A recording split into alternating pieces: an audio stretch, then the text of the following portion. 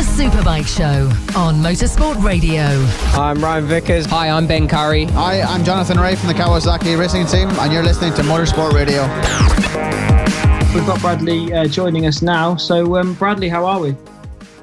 I'm all right. We've had an interesting day in Italy. We've been to a couple of different tracks because we turned up at one today and they were like, no, this track's only homologated for 12-inch wheels, and I've got two Yamaha R3s, and I'm looking at it going, yeah, I'm not gonna be able to shrink those in time. So we had to jog on to another track, and we've done a few miles today, but we got there in the end.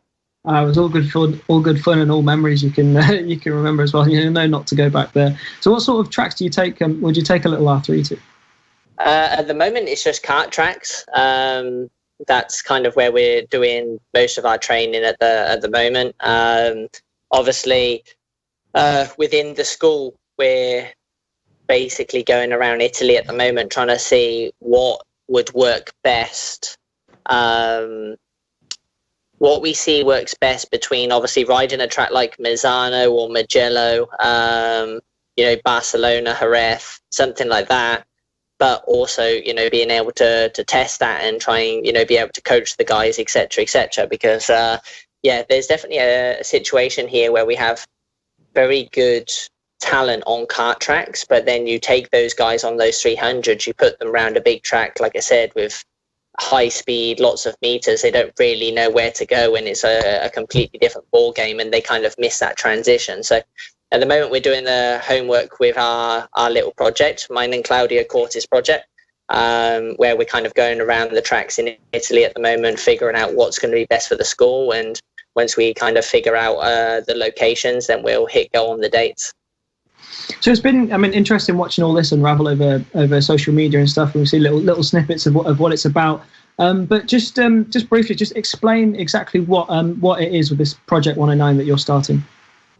Yeah, so Project 109 kind of started as just as an idea because we got the R3s, and it was just our training bikes, and then it basically started to grow in terms of, well, if we've got these training bikes, could we be of assistance, to young riders' careers? There's obviously, I think there's 3 national championships here in Italy. So it was like, well, how do we help these guys, move forward? So then we started looking into like the coaching and the schools and bits and pieces there. And then obviously that started to grow into thinking about having a team, inside of Spanish championship, in the ESBK championship. And then it actually grew to having not only a team in the 300s, but also could we do something in with the 600s as well? So, yeah, it's kind of been a snowball effect the last, I would say, 2 months, where it's just kind of come from one idea to the next. And I've just keeps on, going with it at the moment. And, yeah, while I've got the time to focus on it, I've just been full gas, every day trying to make it a little bit better and get a little bit closer. Budgets, man, I don't know how people, sit down and make a good budget. It's so difficult to kind of foresee, especially going into my first season, foresee everything that needs to be spent to do it properly. And then obviously, from the financial point of view as well, in terms of making it happen. So in the first year, I'm not going to be able to get the sponsors enough to put together free rides for anybody. But, at some point, it would be nice to basically lower this cost price, to the riders. It's scary. I'm looking at the 300s and even into ETC, and they're supposed to be entry-level racing, and we're looking at 35 to 40,000, for 300 racing, up to 45, 50, 60,000, in ETC. And then 600s, we're 70 plus, and it just, has me head scratching how these guys, continue to do it. And, obviously there's an investment for talent, but, at some point there needs to be a little bit. And I think that's one thing that's lacking inside the UK is investment into motorcycle racing in general. without getting too political, that's probably the reason why we don't have a Britain GPs this year. And that's something that I've decided that I want to try to have a bit of an impact. If there's anything that I can do after my career, it's try and have an impact from that point of view. So yeah, in a small nutshell, that's the project, and that's my kind of idea and my vision. Yeah, that's brilliant. I mean, it's something we spoke about a hell of a lot on this show as well. We pretty much bring it up every week about budgets and the cost of racing and how difficult it is at the moment. And it's something that always tends to come up. So, what would you say the goal for this project is? And it's to sort of to help out and try and give or start a route through that's a little bit easier. Yeah, and I don't know, find a way to. Maybe it's not only focused inside the UK, maybe it's other countries as well, because, when we talk about this, it's America, Australia, any type of countries also that's not kind of Spain or Italy, because as soon as you want to go to those type of countries, you have to uplift your family or, especially Americans or Australians, that's basically all the family coming over, or the young talent as such comes over by themselves, and they're paying accommodation for the whole year, and maybe they're only 14, 15 years old and they're away from family. So it's all those little intricate details that I know would have a big impact on riders in general. But yeah, maybe just, find a different way of coming at this and, show that there is a sport worth investing in. Because as lucky and as great as my career has been, it's kind of scary to think that I got to where I did in racing. I've been inside a GP since 2006, and there's been no corporate British sponsor the whole time that I've been there. And that's not for me, and that's not for really any rider that's been there. I think as close as we got was RSF Foundation with Graham Sharp. He came in for those 3-4 years and did a tremendous job, trying to create something there. But in terms of anything else, it's very tricky. And when that's kind of not even at the top level, that's going to be very difficult to trickle down into grassroots, in national championships. Yeah, for sure. I mean, even myself, I had a little bit of a venture out to the World Supersport 300 category. And one of the first things I noticed was all the sponsors that I had on board when I was racing in the UK, they pretty much either put less or actually pulled out because we were going to work, because they almost had less exposure. It's almost like they'd rather us stay, British sponsors would rather sponsor the domestic championship. So what I find interesting about this project as well is that you're aiming at ESBK, so the Spanish Superbike Championship, obviously with its respective 600 and 300 category. Why ESBK? At the moment, it's the stepping stone, and that's basically what it comes down to. Is like, I don't want to run before I can walk, and I've never done this before. And although I've got some tremendous contacts, during my career, as I said, I've never ever put together a racing budget and never run a race team before. So I needed to start at the bottom. And then I'm going to have to slowly grow with that. And, obviously with that becomes more demand, and with that also becomes more financial input. And it starts scaling up more and more. And I think that when it comes to racing, you start at the entry level or the rookie level. And I'm kind of, see this from a racing point of view as no different. But like I said, also with the racing school, that's something that, we can really make cost effective to the riders that are out there. It's something that we can bring, from my career, but also Claudio's career, with all the different championships that, he's raced in. He's much more diverse rider than I am. He's been, here, there and everywhere and been tremendously fast at it. So I think that we can bring that knowledge and input to riders for relatively low cost, and potentially help guide them with certain decisions, and think about this direction, or you need to speak to this person, make this contact, and kind of pair people together that potentially can have just as big an impact as finding sponsors sometimes. But would you say there's any plans then to take this project to world level? I'm not going to put a limit on anything, right? To be honest, in my own career, I never thought when I first rolled out in Aprilia Super Teens that I was ever going to be riding in MotoGP. So, let's just, see how it goes and see how I'm able to conduct, a group of people and put them all together and find the right talent and move forward. So, the aspirations, let's say, is already to look at something like Moto2, CEV Moto2, whether that be in 2022 or 2023, because that then gives our 300 to 600 riders, or at least the 300 riders has a focus to go to 600s, and then the 600s, we've really got to give them somewhere to go. And obviously World Supersport is always an option, and it would be nice to also put them across to Moto2, because we're seeing a lot better jump from 600 riders to Moto2 right now than before, let's say from 600 to 250. I think Jake Dixon, is an easy person to say that.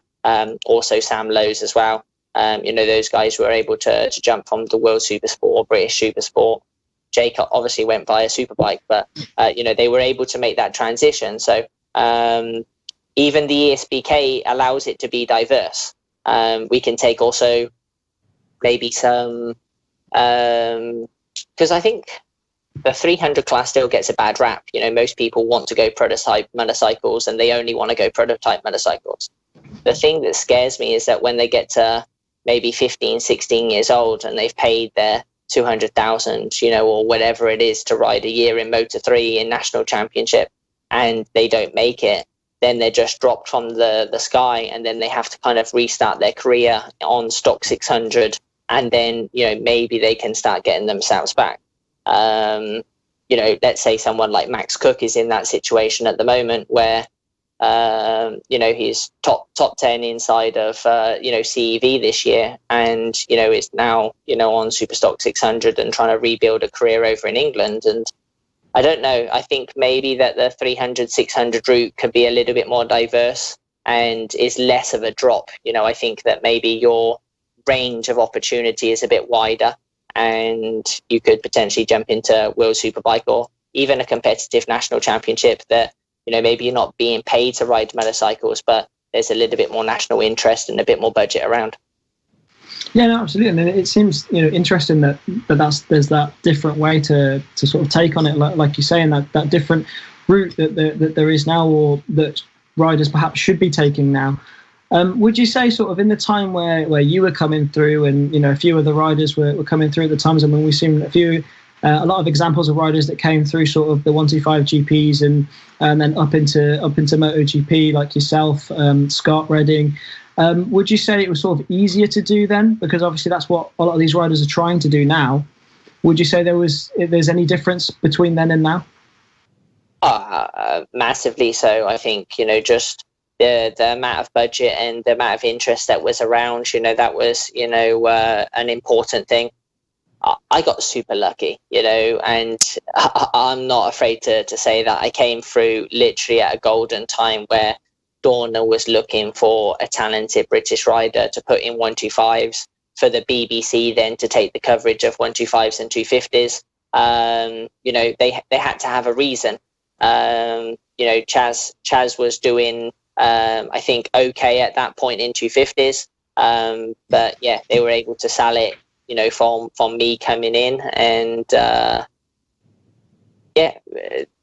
I just was riding a wave at the perfect time, and I fitted a bill that, probably happened to 3 riders in the last, 10, 15 years. So, that's how lucky, I've been, and, I took that opportunity with both hands, and I've got where I have. But yeah, I think now is definitely a more difficult situation.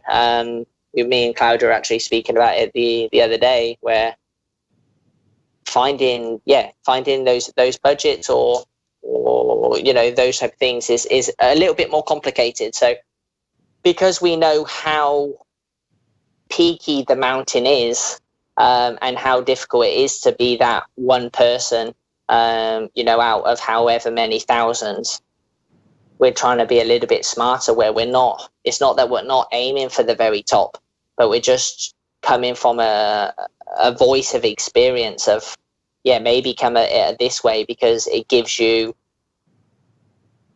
an A road, or let's say if you're on a motorway, it gives you a dual carriageway, and then an A road to kind of branch off at. Whereas I think sometimes when you go down the prototype MotoGP route, it literally just, it's a motorway and then it just stops, and it goes off of a bridge, and then you have to kind of like, turn around and start again, back from scratch. So, maybe a more smart decision rather than necessarily like, the ultimate decision. Yeah, no, for sure. And that's always a good way to go about it and to look at things, because obviously everything's always changing as well. And I'll move it a little bit now, because I mean, it'd be criminal to bring you on and not ask you about yourself as well, obviously. But it's been, I could talk about these topics all day because it's what surrounds our sport. But we'll move to yourself. So when you first announced the Team 109 thing, you captioned a post, I think it was with "No looking back" or something along those lines. Is that you sort of now done with MotoGP and done with sort of Aprilia? It's a strange situation, to be honest, because how do I put this? I made it very clear to Aprilia, what my opinions were. And this Savadori thing has obviously been something that was in the pipeline. Well, I didn't know it was in the pipeline, but it happened after Aragon. They put him in for 3 races, and it was kind of it was a prize for him winning the Italian championship, and maybe a little bit of a test for him as well. It gave him a little bit of experience, and it meant that he could be a better test rider, moving forward. Aprilia are in a very tricky situation where they didn't really get their second rider for that second seat that they wanted. I think everybody knows that they tried very hard and a lot of people said no. And then they're in a very tricky situation where do you give an Italian champion that has no experience of MotoGP the job of being a development rider for MotoGP, or do you give a guy that's, been in there for the last 7-8 seasons and clearly knows what he's doing because the bike keeps on getting better and better every time that, I'm there. And, that's not blowing my own trumpet, but, that's just, the general factory feeling. And I've said, it would be ideal if you could clone me, because it would be ideal that I could do both jobs, because, I know, and also Aprilia know, because they've told me that they believe that I'm the fastest rider and I'm the best guy for both jobs. But when they need to make a decision between, where do I sit best, they decide that I sit best in the testing. As of right now, there is no contract. And as of right now, there still isn't really in-depth talks, for me to be there as the test rider. I think that is because Aprilia sat and they're waiting to see what happens with Savadori at these official tests in Qatar, and then they'll make a final decision. Even just days up to go into Qatar, or they'll consider, because I think it's already been said in the press that they'll consider their options maybe after the first 2 races. So I'm sat here as an open rider at the moment that has a pretty good CV. So I'll just be patient and wait it out until the right deal's on the table. Then, I'm not going to jump at, things too early. I've got patience, and I've got other things to focus on at the moment and keep myself busy. So I'm just doing that. So Bradley, you must have, since you're the only rider to actually have taken 4 podiums, in all 4 Grand Prix classes. You must still have the ambition and strive, to remain in the Grand Prix paddock and in the MotoGP class, if the right offer was to come on the table. Yeah, of course. At the end of the day, we were testing at Jerez last season, It was the very last test of the year, and I was riding around, 0.2 from Aleix, and that guy is gonna basically has another 2-year contract, and is going to be racing inside of Aprilia for the next 2 years. And then, even if I just take it back to, previously, which, is a bit of a kick in my shin at the moment, but when I left KTM, I was on par, if not beating Paul Espargaro, towards the back end of 2018 season.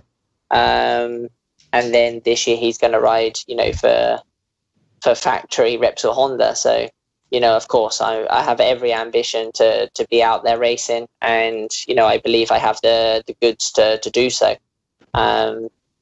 And I just have to be patient with that. While I believe that I can do that, I'm going to be patient and see what actually lands on the table.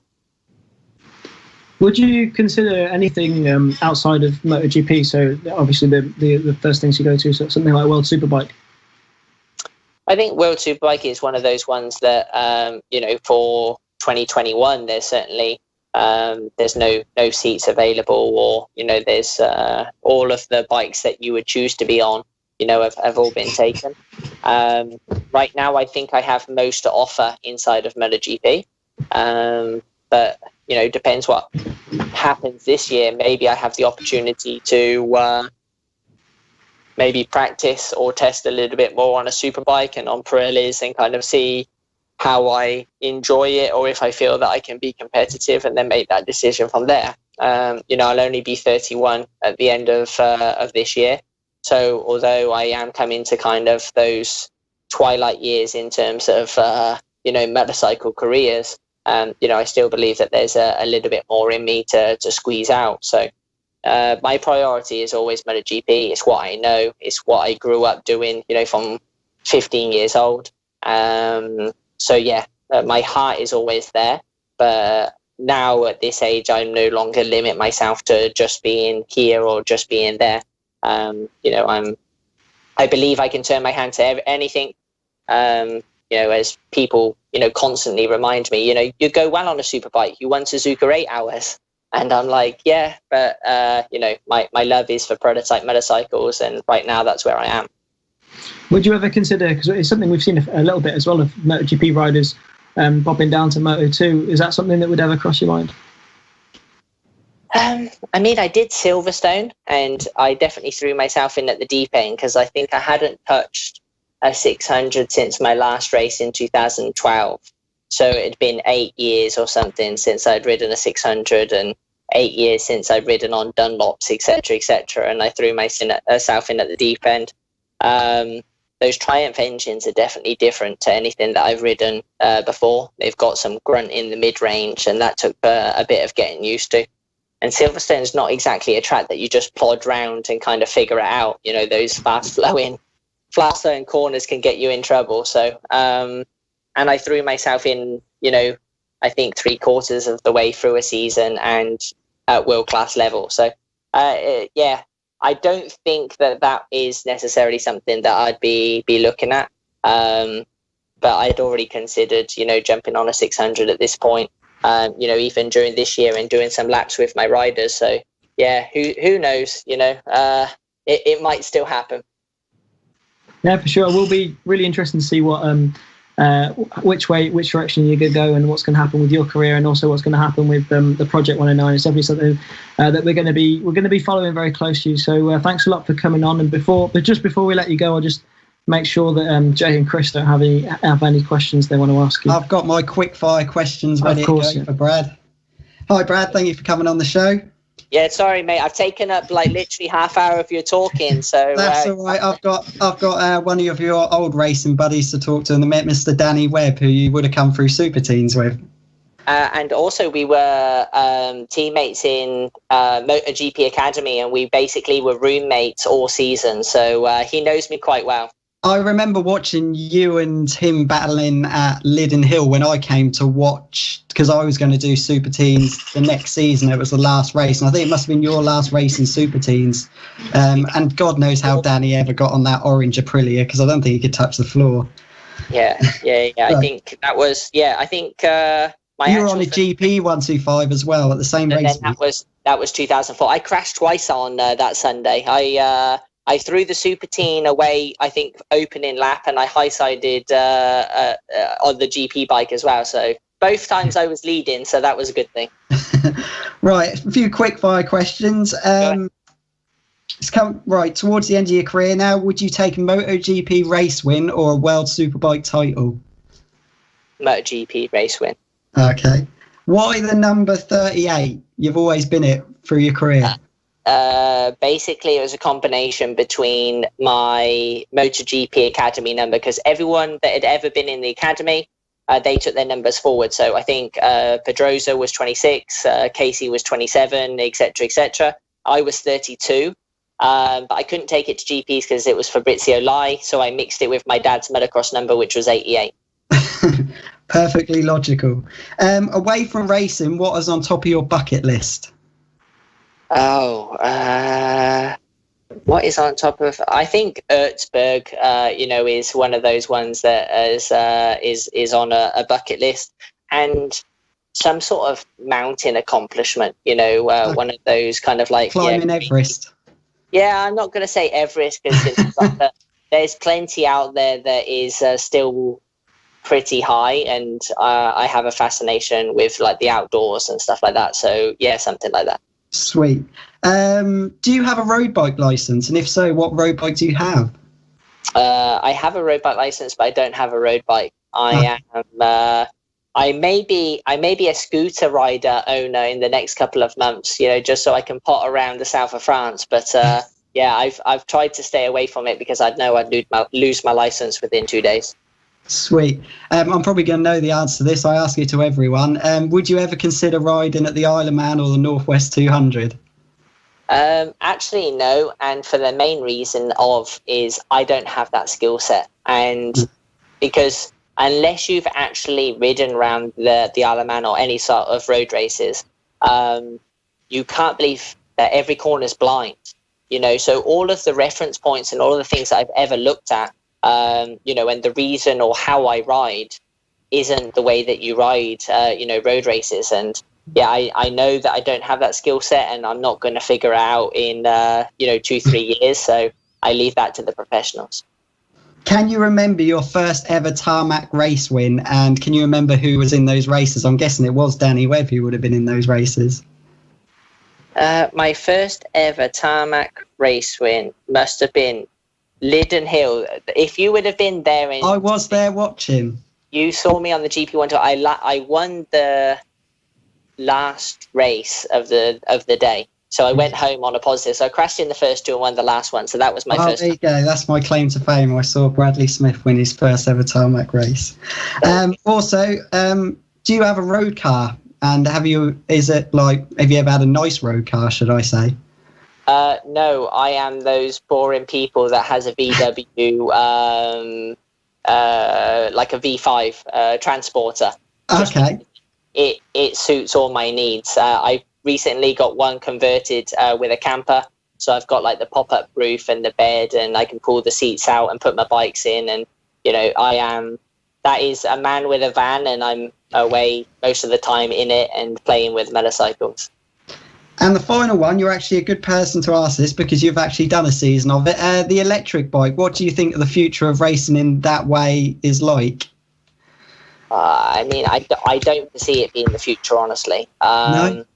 I think that we'll find other combustion engines, and other fuels to burn before we go electric racing. I think that there'll be other options, but it's a great stopgap, and it has its place in the market right now. I actually really loved racing the bikes, and I was very close to signing again for this season with Tarmac, and I was going to do another season this year, but I thought I'd wait around for this MotoGP seat a little while longer. Okay. Thank you for your answers, Brad. Really appreciate it. So, Brad, quick one, not to keep you too long. So just going to reminisce and, recap a little bit. So, I remember your season in 2012. It was, consistent of point scoring finishes, bar 2 races, without a podium. I remember your 4th place in the Italian Grand Prix. And you eventually finished that season in 9th place, and then going on when you actually, got promoted to the Premiership class, with Tech 3, when you were team up with Cal Crutchlow, you actually concluded, that season in 10th place, 116 points. You were consistent all the time, mainly in the top 10. And I actually remember your trio of 6th places, bizarrely, in the Catalan Grand Prix, German Grand Prix, and Australian Grand Prix. Do you feel now that if you're actually given the opportunity again in the right team, either in this year or in 2022, that you would be able to run consistently the top 10 again? Yeah, without a shadow of a doubt. At the end of the day, Paul Espargaro didn't learn how to be a podium place rider where he finished on the podium 5 times in one season last year, or 4 times in the season. In 12 months, so, I think that bike performance is everything. You just have to look at Johan Zarco, couldn't do anything inside the KTM, and the guy was pole position on the Ducatis and fighting for podiums there as well. So, yes, I do believe it. If you look at what Andrea Iannone did, he jumped off of a Ducati or he jumped off of a Suzuki, constant podiums, front rows, you name it, he was doing it. He jumped on an Aprilia and actually was slower than me, when I was wildcarding, and that obviously didn't go down well. So I have zero doubt inside of my mind that I can.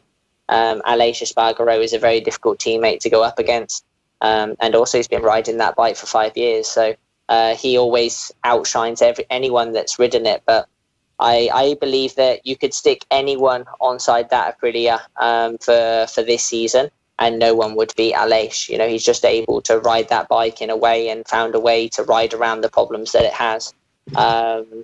And yeah, I got pretty close, or one of the closest to him. Like I said, I finished last year only 0.2 away, and that's good enough for me at the moment. And if I get another shot this year, I plan to get even closer again.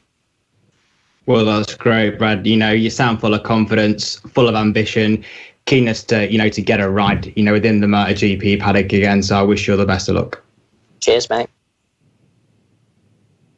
I think we all wish you the best of luck into your endeavours into the future, both in your career and with the new Project 109 that you're setting up. So again, thanks a lot for coming on. It was brilliant to talk to you, and we'll leave you to enjoy the rest of your night. No worries, fellas. Take care. Cheers, Brad. Thanks.